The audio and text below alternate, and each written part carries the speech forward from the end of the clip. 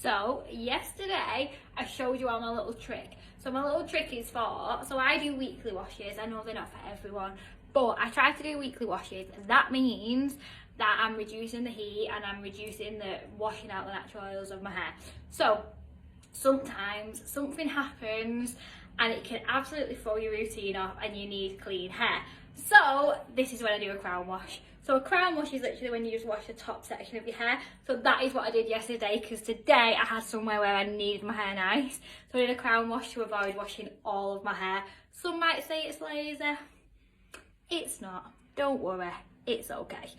So I'm going to show you. So I washed Blum's Hot, Dysoned it with the big barrel, pinned it, and then I just literally Naomi bun the back. So the back was last styled on last Friday. So it's like day 5. So I'm going to take my back out. I'm going to brush it.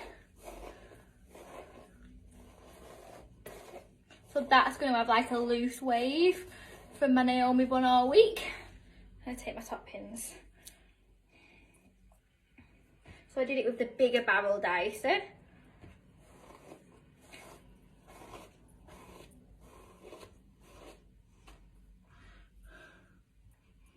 And it's just literally give me clean hair.